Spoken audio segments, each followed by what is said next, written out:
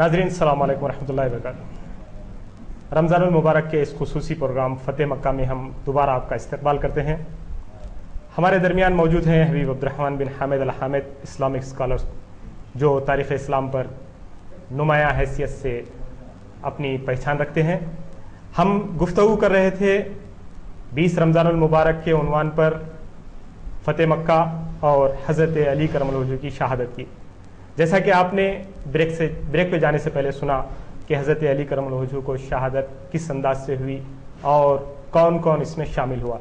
मैं जानना चाहूँगा मौलाना से कि अब्दुर्रहमान बिन मुलजिम और दूसरे लोग जो ये साजिश रचे, इनकी साजिश रखने की वजह क्या थी? हज़रत माविया रज़ियल्लाहु ताला से जो जंग हुई, जंग सिफ़ीन जिसे हम कहते हैं, उसके अंदर माविया की फ़ौज तकरीबन ख़त्म हो गई और क़रीब था कि शिकस्त फ़ाश उन्हें होती, लेकिन अमर बिन आस ने कहा कि कुरान को नेज़ों पर उठा लो और हमारा और आपका फ़ैसला कुरान की रोशनी में होगा। ऐसे मौके पर जब ये तमाम की तमाम हथियार डाल दिए गए तो उस वक्त एक फ़िरक़ा वहाँ से जुदा हुआ जिसे हम खारजी फ़िरक़ा कहते हैं। खारजी से मतलब ये कि बैत करने के बाद बैत से खारिज हो जाना। ये खारजी फ़िरक़ा उठा और नहरबंद के उस मकाम के ऊपर तमाम जमा हुआ। तो उस वक्त उन लोगों ने इस बात का हद किया कि इन लोगों की वजह से इस्लाम में थोड़ा सा तफरक़ा आ रहा है, क्यों ना हम इन लोगों को रास्ते से हटा दें। चुनांचे हुआ ये कि दोमतुल जंदल में जब हज़रत अली इब्न अबी तालिब ने हज़रत अब्दुल्ला इब्न अब्बास को रखना चाहा, लेकिन लोगों ने कहा कि चूँकि उनसे रिश्तेदारी है तो हज़रत अबू मूसा अशअरी को रखा गया हज़रत अली की तरफ से, और हज़रत माविया की तरफ से अमर बिन आस को जब रखा गया, इन दोनों के ऊपर ही फैसला रखा गया। तो उस वक्त दोमतुल जंदल में जब फैसला सुनाया गया तो उस वक्त हज़रत अमर बिन आस ने हज़रत अबू मूसा अशअरी को जिस अंदाज से उन्होंने यानी बहकाया तो वो मामला थोड़ा सा बुरा हो गया। हुआ यूँ कि हज़रत अबू मूसा अशअरी से हज़रत अमर बिन आस ने कहा कि भाई फजीलत के अंदर हज़रत माविया भी कम नहीं है, उम्मे हबीबा के भाई है, नबी के मिसाल है। जी एक कॉलर को ले लेते हैं अभी। अस्सलाम वालेकुम। अस्सलाम वालेकुम। हेलो हेलो अस्सलाम वालेकुम। कौन और कहाँ से बोल रहे हैं? हेलो बोलिए, कौन और कहाँ से बोल रहे हैं? अस्सलाम वालेकुम। आप टीवी से मत सुनिए, अपनी आवाज को अपने फोन से सुनने की कोशिश कीजिए, इंशाल्लाह मेरी आवाज आपको। हेलो जी फरमाइए, मैं सुन रहा हूँ आपकी आवाज। हजरत आवाज थोड़ी ऊंची कीजिए आप। मुझे ये मालूम करना था कि इसको आखिरत कब तक मौजूद है इसमें। आवाज सही नहीं आ रही है आपकी, आवाज सही नहीं सुन पा रहे हैं हम। आप थोड़ा ऊंचा बोलिए। आखिरत के बारे में बताइए। ठीक है, अभी हम मौलाना से सवाल करते हैं इंशाल्लाह। ये साहब ने कॉल किया है कि ताखरातों के ताल्लुक से सो बताने के लिए इंशाल्लाह ताला उस मौजू को हम ज़रूर जो है सो सामने लेकर आएंगे। ताखरातों के लिए ये बहुत अहम रातें हैं। और अभी वाक़या जो चल रहा था कि अबू मूसा अशअरी रज़ियल्लाहु ताला जो हज़रत अली इब्न अबी तालिब के नुमाइंदा बने और हज़रत अमर बिन आस हज़रत माविया के, इन दोनों के अंदर जो गुफ्तगू हुई और गुफ्तगू के बाद ये फ़ैसला हुआ, और फैसला होने के बाद हज़रत अमर बिन आस ने कहा कि चाचा जान आप अपना फ़ैसला सुना दीजिए। तो चुनांचे हज़रत अबू मूसा अशअरी ने कहा हम दोनों को माजूर करते हैं। तो उस वक्त कहा कि आप बैठ जाइए, और फिर हज़रत अमर बिन आस ने कहा कि मैं हज़रत अली इब्न अबी तालिब को माजूर करता हूँ, माविया की खिलाफत का ऐलान करता हूँ। फिर इसके बाद लोगों में फिर तलवारें निकल गई। तो ये फ़िरक़ा वहीं से हज़रत अली इब्न अबी तालिब का, अमर बिन आस का और माविया बिन अबी सुफियान का दुश्मन बन जाता है, और वो अपने मकसद के अंदर निकल पड़ते हैं अब्दुर्रहमान इब्न मुलजिम, और वो हज़रत अली इब्न अबी तालिब पर यानी इस अंदाज से वार करता है। हज़रत नबी करीम सल्लल्लाहु अलैहि वसल्लम ने फरमाया था कि बदतरीन शख्स वो होगा जो आप पर हमला करेगा। वो अल्लाह के मिजाज की पेशन गोई, अल्लाह के रसूल की पेशन गोई वो पूरी होती है अब्दुर्रहमान इब्न मुलजिम, जिसके बाद हज़रत अली इब्न अबी तालिब जो वसीयतें अपने साहिबजादों को करते हैं, इंशाअल्लाह मुस्तान में आपको सुनाऊंगा। अभी एक कॉलर हमारे दरमियान। अस्सलाम वालेकुम। वालेकुम सलाम। जी फरमाइए, कौन और कहाँ से? फहीम खान बात करो सर, मोहम्मद नगर से। फहीम खान मोहम्मद नगर से। जी बोलिए सर। साहब ये मतलब मैं रोजे में था साहब, फर्स्ट रमजान में जी। तो मेरा थोड़ा ऑपरेशन हुआ जी तो रोजा मकरू हो जाता क्या बोलते मैं जरा मौलाना से बात करना चाहता कब हुआ आपका ऑपरेशन? देखो 8 दिन होगा सर 8 दिन पहले। उस वक्त आप रोजे में थे? जी हाँ रोजे में था। रोजे में रहेगा मतलब कौन सा ऑपरेशन हुआ, क्या किस चीज का ऑपरेशन हुआ आपका? तो मेरे को पैर के में पुरपुरी आ गई। जी जी इंशाल्लाह ज़रूर हम मौलाना से आपका सवाल ज़रूर पूछेंगे। और आप इस्लामी तारीख के ऊपर अगर कुछ सवाल करना चाहते हैं तो इंशाल्लाह हमें कॉल कीजिए। और एक बात है सर, जी अब ये मतलब एक वो कुछ वजीफा दीजिए पढ़ने के मतलब पाकिस्तान में हूँ। इंशाल्लाह ज़रूर आपको बताया जाएगा। फ़हीम खान साहब मोहम्मद नगर से बात कर रहे थे। उन्होंने कहा कि 8 दिन कबल उनका पैर का ऑपरेशन हुआ किसी वजह से और वो रोज़े की हालत में थे, तो क्या वो रोज़ा उनका मुकम्मल हुआ या फिर जो है सो मकरूह हुआ? नहीं रोज़ा तो खैर मुकम्मल हो गया। अगर कोई हादसा ऐसा हो जाए पेश आ जाए जी तो उसके ऊपर यानी किसी किस्म का जुर्म वाक़ई नहीं होता, बल्कि वो रोज़ा मुकम्मल हो जाता है। किसी किस्म का उसके अंदर कोई ऐसी बात नहीं है, वो बात बराबर है। जी और एक कॉलर हमारे दरमियान मौजूद है। अस्सलाम वालेकुम। वालेकुम सलाम जी कौन और कहाँ से बात कर रहे हैं? आज से ताखरात शुरू हो गए, इसके लिए कोई दुआ बताइए ना। इंशाल्लाह ज़रूर। और कोई सवाल आपका? कौन बात कर रहे हैं, कहाँ से बात कर रहे हैं मैडम? जी मैं डॉक्टर से बात कर रही हूँ। जी इंशाल्लाह अभी बताएंगे। ठीक है मौलाना, जैसे कि अभी थोड़ी देर पहले भी हमें एक कॉल आया था ताखरातों की ताल्लुक़ से और ये मोहतरमा ने भी कहा कि आज की ताखरातें हैं, तो इन ताखरातों में हमें क्या करना चाहिए, कैसी दुआएं करना चाहिए मौला को अपने राज़ी करने के लिए? अल्लाह के नबी सल्लल्लाहु अलैहि वसल्लम ने फरमाया कि रमज़ानुल मुबारक की ताख़रातों में शब क़द्र को तलाश करो। इसलिए कि शब क़द्र की कोई तारीख़ मुतय्यन नहीं की गई, बल्कि अल्लाह के नबी सल्लल्लाहु अलैहि वसल्लम ने फरमाया कि 21 तारीख़, 23 तारीख़, 25 तारीख़, 27 तारीख़ और 29 तारीख़ रमज़ानुल मुबारक की इन ताख़रातों में आप शब क़द्र को तलाश करो। शब क़द्र वो रात है जो 1000 महीनों से ज़्यादा बेहतर है, यानी 83 साल 4 महीने की इबादत से ज़्यादा फजीलत वो एक रात के अंदर इबादत करने से हासिल होती है। ये अल्लाह का फरमान है सूरह कुरान में, और अल्लाह के नबी सल्लल्लाहु अलैहि वसल्लम ने इसीलिए इसके ऊपर तवज्जो देने के लिए खुसूसी हिदायतें फरमाई। इस रात आप इबादतें करना, अल्लाह की बारगाह में दुआएं करना। अल्लाह ताला दुआओं को सुनने वाला है, दुआओं को रद्द करने वाला नहीं है। वो आपके लिए ज़्यादा बेहतर है। इन रातों की कद्र मंजिलत करना हमारा अपना फ़र्ज़ है। जी और एक साहब जो मोहम्मद नगर से कॉल किए थे, कोई वजीफ़ा चाहिए पढ़ने के लिए, कुछ वजीफ़ा बताएंगे? भाई ला इलाहा इल्ला अंता सुब्हानका इन्नी कुन्तु मिनज़ ज़ालिमीन आप पढ़िए इंशाल्लाह। चलिए कॉलर हमारे दरमियान मौजूद है। अस्सलाम वालेकुम। वालेकुम सलाम। जी कौन और कहाँ से बात कर रहे हैं? मैं एजाज बात कर रहा हूँ यहाँ बाबा नगर से। जी एजाज साहब फरमाइए आपका सवाल। जी साहब, ये तरावी के बारे में पूछने का था। मैं सुना तरावी जो है सो हुस्न बिद्दत में बोल के, बिद्दत से हुस्ना बोल के, तो ये तरावी कहाँ तक सही है? हुजूर के दौर में होती थी क्या? जी वो जरा उसका खुलासा फरमाइए इंशाल्लाह ज़रूर। और कोई सवाल आपका? बस यही बात करना था। जी शुक्रिया। एजाज साहब बाबा नगर से कॉल करिए। उन्होंने कहा कि तरावी के ताल्लुक से कुछ तफसील जानना चाहते हैं, बिदत हसना या बिदत कहा जाता है, 8 रकात के ताल्लुक से पूछना चाहते हैं शायद ये। नबी करीम सल्लल्लाहु अलैहि वसल्लम के एक कॉलर हमारे दरमियान और एक मौजूद है, कॉल कर ले लेते हैं, इंशाल्लाह इस बात को मुकम्मल करेंगे। जी अस्सलाम वालेकुम रहमतुल्लाहि व बरकातुहू। हेलो अस्सलाम वालेकुम। वालेकुम सलाम व रहमतुल्लाहि व बरकातुहू। कौन और कहाँ से बात कर रहे मेरा सवाल ये है, जी अली रज़ी अल्लाह तआला अन्हु के दर्जात कितने के बारे में जरा हमको कुछ बताइए, और बी फातिमा रज़ी अल्लाह तआला अन्हु के बारे में कुछ बोलिए ना। इंशाल्लाह ज़रूर। कहाँ से बात कर क्योंकि रहे हैं? आजकल के लेडीज इतनी वो हो गए हैं, सिटी में बगैर बुरखा हुए शॉपिंग के लिए जा रहे हैं, तो इसके लिए जरा थोड़ा आप बोलिए तो अच्छा रहता। ज़रूर ज़रूर इंशाल्लाह आपके सवाल को ज़रूर शामिल किया जाएगा। बहुत बहुत शुक्रिया कॉल करने का आपका। मोहतरमा ने कहा कि अली करम वजह के अज़वाज के ताल्लुक़ से इंशाल्लाह हम तफसीली गुफ्तगू करेंगे और बीबी फातिमा रज़ियल्लाहु तआला अन्हा के ताल्लुक़ से। जैसे पहला हमारा सवाल आया था कि तरावी के अंदर जो बिदत के अल्फाज इस्तेमाल किए जा रहे हैं, नबी करीम सल्लल्लाहु अलैहि वसल्लम की हयात तय्यबा में अल्लाह के नबी सल्लल्लाहु अलैहि वसल्लम ने नमाज़ पढ़ाई, और इसके बाद कहीं ये नमाज उम्मत मुस्लिमा पर फ़र्ज़ ना हो जाए, इसलिए अल्लाह के नबी सल्लल्लाहु अलैहि वसल्लम जब मजमा कसीर हो गया तो आप यानी अपने हुजरे से नहीं निकले, और इसके बाद इसका रिवाज जो पड़ा हज़रत उमर रज़ियल्लाहु अन्हु के ज़माने से मुकम्मल तौर पर 20 रकात का, और ये 20 रकात हम पढ़ रहे हैं। आज खाने काबा में भी 20 रकात अदा किए जाते हैं। अब रहा 8 रकात की सुन्नतें हैं, 8 रकात पढ़ रहे हैं। उससे ज़्यादा बात यह है कि फजीलत वाले महीने के अंदर ज़्यादा से ज़्यादा इबादतें करें तो बहुत ज़्यादा फ़ायदा हो सकता है।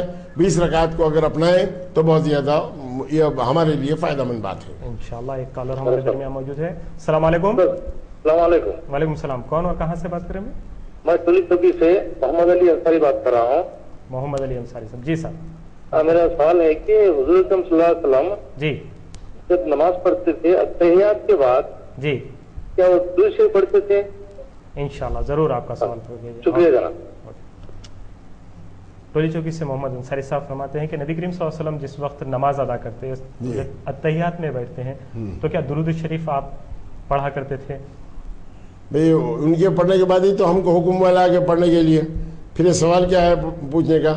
یعنی حضور اکرم صلی اللہ علیہ وسلم کی اتباع ہمارا فرض ہے اور اللہ کے نبی صلی اللہ علیہ وسلم نے جو کام کیا ہے اسی پر ہم کو عمل کرنا ہے اور حضور نے جو بتایا ہے اسی کے اوپر ہم کو عمل کرنا ہے. ہماری سلسلے محترمہ کو سوال کیا. انشاءاللہ اس چیز کو ہم آگے بڑھائیں گے. ہماری سلسلے گفتگو حضرت علی کرم اللہ وجہہ کی شہادت، عبد الرحمن بن ملجم وہ اپنے سازش رچے آئے وہ لوگ تمام، اس کے آگے اللہ کے نبی صلی اللہ علیہ وسلم اس وقت یہ خارجی فرقہ وجود میں آیا اور یہ خارجی فرقہ تو اللہ کے حضرت علی بن ابی طالب سے نبردآزما بھی ہوا. حضرت علی بن ابی طالب ان کی سرکوبی کے لیے مجاہدین اسلام کو جب بھیجا تو 5000 سے زیادہ خارجی فرقے کے لوگ بھی ختم ہو گئے.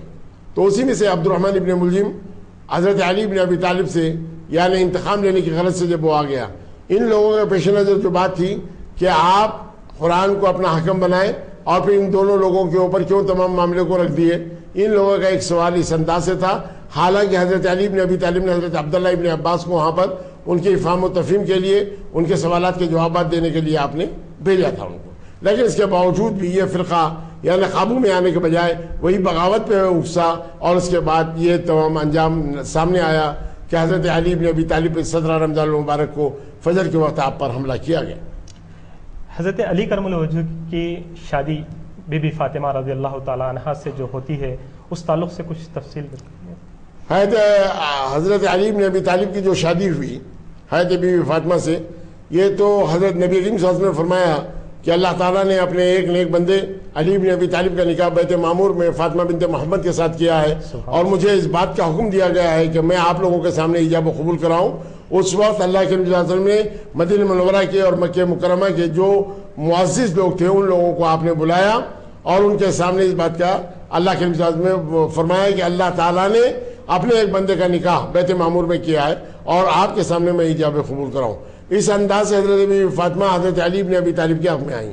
حضرت علی بن ابی طالب جب تک حضرت بی بی فاطمہ رہے کوئی اور نکاح آپ نے نہیں کیا، لیکن آپ کے اس دنیا سے پردہ فرمانے کے بعد 8 شادیاں آپ نے کی اور اس کے بعد آپ کو 14 لڑکے اور 70 لڑکیاں یعنی ہوئی، یعنی 31 جملہ آپ کی اولادیں ہیں جو کربلا معلیٰ میں اپنے بھائی حضرت امام حسین کے ساتھ ایک کے بعد دیگر ایک تمام درجے شہادت میں فائز ہو گئی. حد یہ کہ حضرت امام حسین کے ایک صاحبزادے تھے زین العابدین، جن کی وجہ سے آج یہ جو ہاشمی فرقے کی جو نسل چل رہی ہے، امت محمدیہ سے جو وابستہ نسل چل رہی ہے، وہ انہی کی دین ہے. ناظرین اکرام، میں آپ لوگ سے ایک سوال رکھنا چاہتا ہوں نشا ٹی وی کی جانب سے. آپ فوراً کال کر کے اس چیز کی ہمیں اطلاع دیں، ہمیں بہت خوشی ہوگی کہ نبی کریم صلی اللہ علیہ وسلم کی صاحبزادیاں کتنی تھیں اور ان کے نام کیا تھے. آپ ہمیں کال کر کے انشاءاللہ بتائیں، ہم آپ کا کال اس میں شامل کریں گے انشاءاللہ تعالیٰ. بی بی فاطمہ رضی اللہ تعالیٰ عنہا کا ذکر چل رہا ہے، تو بی بی فاطمہ رضی اللہ تعالیٰ عنہ کا جب ذکر چل رہا ہے تو آپ کی کتنی اولادیں آپ کے بطن مبارک سے؟ حضرت بی بی فاطمہ سے حضرت امام حسن اور امام حسین اور محسن پیدا ہوئے. محسن کا بچپن میں انتقال ہو گیا. 3 لڑکیاں ان کے بدن سے حضرت زینب اور حضرت ام کلثوم بھی ہوئی. جی، بعد یہ تو کربلا معلیٰ میں حضرت زینب بھی تھیں، حضرت ام کلثوم بھی تھیں، یہ تو شریک رہیں. اور حضرت امام حسن کو جو زہر دے دیا گیا اور اس کے بعد حضرت امام حسین یعنی 60 ہجری تک آپ بقید حیات رہے اور 61 ہجری میں 10 محرم کو آپ کی شہادت واقع ہوتی ہے. امام حسن رضی اللہ امام حسین کی امام حسین رضی اللہ تعالیٰ. حضرت امام حسن کو تو جعدہ بن اشعث کے ذریعے زہر دیا گیا اور جعدہ بن اشعث کے ذریعے زہر دینے کی وجہ یہ تھی کہ معاویہ سے جو معاہدہ ہوا تھا اس معاہدے کی روح سے معاملہ یہ تھا کہ حضرت معاویہ کے بعد حضرت امام حسن خلیفہ منتخب ہوں گے، اس لیے کہ حضرت علی بن ابی طالب کی شہادت کے بعد لوگوں نے حضرت امام حسن کو اپنا خلیفہ منتخب کر لیا اور 6 مہینے تک آپ کی خلافت چلی، اور اس کے بعد حضرت معاویہ نے کہا یا تو خلافت سے دستبردار ہو جاؤ یا جنگ کرنے کے لیے تیار ہو جاؤ۔ حضرت امام حسن نہیں چاہتے تھے کہ بندگان خدا کا خون بہے اور ان کی خلافت چلے، اس لیے آپ خلافت سے دستبردار ہو گئے 6 مہینے بعد۔ اور اللہ کے نبی صلی اللہ علیہ وسلم کی وہ پیشن گوئی جو حضور نے فرمائی تھی کہ میرے بعد خلافت 30 سال چلے گی، اس کے بعد ملکیت میں تبدیل ہو جائے گی، وہ بات وہ اللہ کے نبی صلی اللہ علیہ وسلم کی حدیث مکمل پوری اس انداز سے ہوئی کہ حضرت امام حسن کی 6 مہینے کی تمام خلافت چلی۔ اور حضرت امام حسن کو جب جادہ بن اشعث کے ذریعے زہر دے دیا گیا تو اس وقت آپ کا عجیب حال ہوا۔ حضرت امام حسین نے پوچھا کہ بھائی جان کیا ہوا؟ تو کہا کہ کسی نے زہر دے دیا۔ کہا کہ پھر اس سے کہا کہ نئی مخلوق میں دیکھ رہا ہوں اور دل کی یہ کیفیت ہے، جگر پارا پارا ہو گیا ہے۔ تو اس وقت حضرت امام حسین نے اصرار کیا کہ آپ بتائیے کہ زہر دینے والے کا کون تھا۔ تو کہا کہ اگر میں بتلا دوں اور دراصل وہ نہ ہو تو ایک بے گناہ مارا جائے گا، اس لیے میں اپنے معاملے کو اللہ پر چھوڑتا ہوں۔ یہ حضرت امام حسن تھے جن کا بہت بڑا دل تھا اور جنہوں نے اپنے قاتل کے تعلق سے بھی کسی قسم کی بات کو افشا کرنا نہیں چاہا، اور حضرت امام حسین نے اس معاملے کو پوچھنے کے باوجود انہیں جب کوئی جواب نہیں ملا۔ زہر کا معاملہ جو آ رہا ہے جادہ بن اشعث، یہ جادہ بن اشعث کون اور ان کا کیا رشتہ ہے؟ جادہ بن اشعث کو دراصل یزید نے یہ کہا تھا کہ اگر تم امام حسن پر یعنی غالب آ جاؤ، یعنی ان کو ختم کر دو یا ان کو شہید کر دو تو میں تم کو اپنے ہاتھ میں لاؤں گا۔ چنانچہ یہ جادہ بن اشعث نے یہ ناپاک سازش کے تحت ان کو زہر دے دیا، اور زہر دے دینے کے بعد جب یزید سے اس نے اپنی شادی کے تعلق سے کہا تو اس نے کہا کہ امام حسن کے تم ہاتھ میں نہیں رہ سکی، ان کو تم زہر دینے میں کامیاب ہو گئی، تو میرے ساتھ تم کیا زندگی کر سکتے ہو؟ اس انداز سے انہوں نے اس کو دھتکار دیا۔ یہ معاملہ ایسا ختم ہوا۔ نبی کریم صلی اللہ علیہ وسلم کے چھوٹی صاحبزادی بی بی فاطمہ رضی اللہ تعالیٰ عنہ، آپ کے وفات کے بعد حضرت علی کرم اللہ وجہہ نے جو نکاح کیے، کن کن عورتوں سے نکاح کیا؟ ارے حضرت اسماء بنت عمیس سے آپ نے شادی کیا۔ ایک کالر لے لیتے ہیں انشاءاللہ تعالی۔ السلام علیکم۔ السلام علیکم۔ ہلو السلام علیکم۔ وعلیکم السلام۔ کون اور کہاں سے بات کر رہے ہیں میڈم؟ جی میں ممتاز صاحب سے بات کر رہی ہوں۔ جی حضرت محمد مصطفیٰ صلی اللہ علیہ وسلم کی لڑکیوں کا نام؟ جی فرمائیے۔ حضرت قاسم رضی اللہ تعالیٰ عنہ۔ جی حضرت قاسم رضی اللہ تعالیٰ عنہ۔ قاسم رضی اللہ، جی۔ حضرت ابراہیم رضی اللہ تعالیٰ عنہ۔ جی۔ حضرت عبداللہ رضی اللہ تعالیٰ عنہ۔ جی۔ لڑکیوں کے نام؟ جی۔ حضرت زینب رضی اللہ تعالیٰ عنہ۔ جی۔ نہیں، حضرت زینت رضی اللہ تعالیٰ عنہ۔ جی ہلو جی بولیے بولیے۔ ماشاءاللہ ممتاز باغ سے محترمہ کال کر رہے تھے اور نبی کریم صلی اللہ علیہ وسلم کے صاحبزادوں کا نام آپ نے بتایا کہ قاسم رضی اللہ تعالیٰ عنہ، ابراہیم اور عبداللہ۔ مولانا ان ناموں کے تعلق سے آپ کچھ تفصیل بتانا چاہتے ہیں؟ ہاں یہ بات صحیح ہے کہ اللہ کے نبی صلی اللہ علیہ وسلم کی جو اولادیں ہوئی حضرت خدیجہ بنت خویلد سے ہوئی، اور اس کے اندر سب سے پہلے جو لڑکا تولد ہوئے وہ حضرت قاسم تھے جن کا بچپن میں انتقال ہو گیا، اسی لیے اللہ کے نبی صلی اللہ علیہ وسلم کی کنیت ابو القاسم بھی ہے، اور حضور نے فرمایا کہ اس کنیت پہ کوئی اور اپنی کنیت نہ رکھے۔ دوسری بات ان کے دوسرے صاحبزادے ہوئے عبداللہ، وہ بھی حضرت بی خدیجہ الکبریٰ سے ہوئے، اور اس کے بعد یہ تیسرے لڑکے تھے ابراہیم، یہ آپ کی ایک باندی تھی ماریا قبطیہ، جس کو مصر کے بادشاہ مقوقس نے حضرت حاتم ابن ابی بلدیہ کے ذریعے بھیجا تھا۔ یہ ان سے حضرت ابراہیم پیدا ہوئے اور 16 اور 18 مہینے کی مدت کے اندر اندر ان کا بھی انتقال ہو گیا۔ یہ اللہ کے نبی صلی اللہ علیہ وسلم کی نرینہ جو اولاد تھی وہ بچپن ہی میں وفات پا چکی۔ 3 نام آپ کے صاحبزادوں کے، قاسم، ابراہیم، عبداللہ رضی اللہ تعالیٰ عنہ اجمعین۔ 2 نام اکثر لوگوں میں گشت کرتے ہیں، طیب اور طاہر، ان کے تعلق سے کچھ تفصیل بتائیں۔ یہ ان کی کنیت ہے، کن کی؟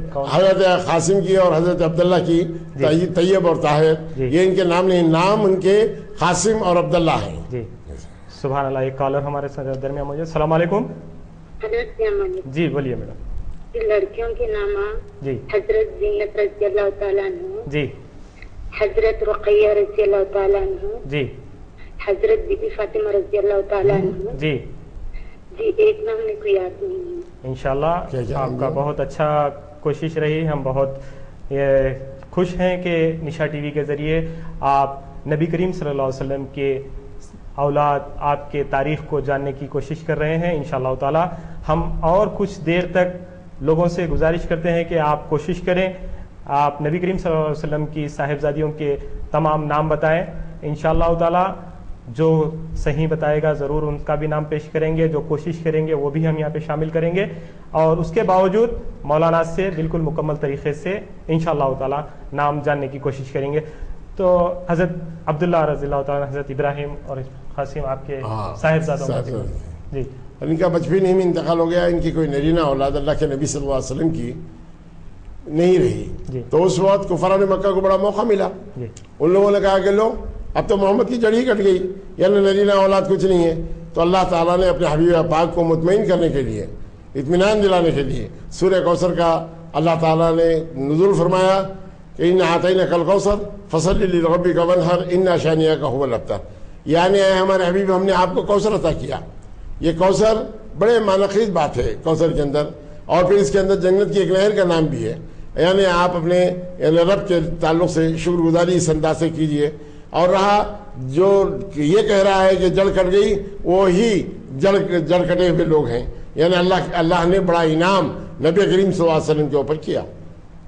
جب یہ آیہ کریمہ نازل ہوئی تو اس وقت کے موقع کے مناسبت سے جو کام کیا جاتا تھا کس انداز سے کیا گیا؟ بھئی ایسا ہے, یہ عمر بن عاص کا ایک باپ تھا, عاص بن وائل جس کا نام تھا. اس نے یہ بات کہی تھی کہ اب ان کی جڑ کٹ گئی, لیکن اللہ تعالیٰ نے اپنے حبیب پاک کو پورے طور پر مطمئن کیا کہ اے ہمارے حبیب آپ مت گھبرائیے, ہم نے آپ کو کوثر عطا کیا. یعنی خیر کثیر کو بھی کوثر کہتے ہیں, اور جنت کی ایک نہر کا نام بھی کوثر ہے. یعنی آپ اپنی قربانی بھی دیجئے, اور وہی جو آپ پر یعنی اس انداز کی بات کر رہا ہے وہی لعنتی ہے. انشاءاللہ تعالی ناظرین, ابھی ایک وقفے کے بعد میں ہم آپ کے درمیان موجود رہیں گے, آپ جائیے گا نہیں. آپ کو یہ جاننے کی سہولت دی جا رہی ہے کہ نبی کریم صلی اللہ علیہ وسلم کے صاحبزادیوں کے نام کیا ہیں اور کتنے ہیں. انشاءاللہ تعالی ہم مختصر سے وقفے کے بعد آپ کے سامنے دوبارہ حاضر ہوں گے اور اس تعلق سے ضرور تفصیل حاصل کر کے دیں گے. خدا حافظ.